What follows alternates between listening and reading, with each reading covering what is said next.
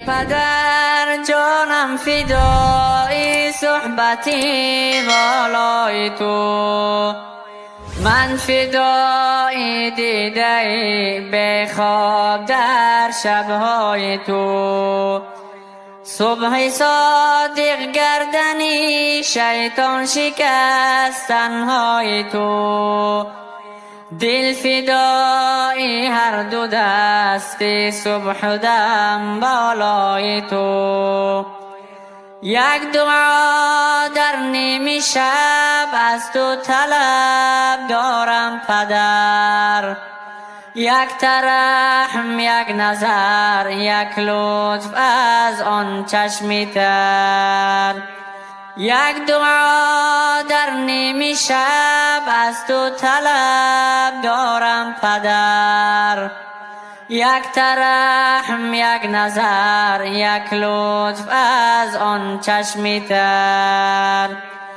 خدمتت را من بر جان آوردم ای قبلگاه، از خدا دارم طلب دارد تو را اندر پناه.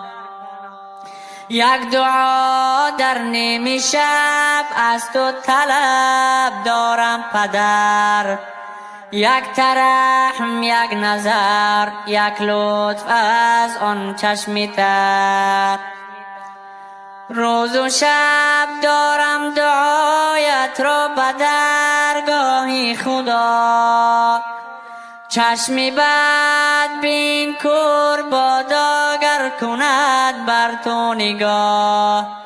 یک دعا در نیمه شب از تو طلب دارم پدر، یک ترحم، یک نظر، یک لطف از آن چشمی تر.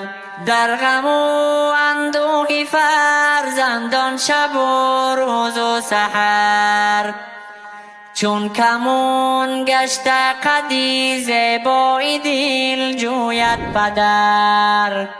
یک دعا در نیمه شب از تو طلب دارم پدر، یک ترحم، یک نظر، یک لطف از آن چشمی تر.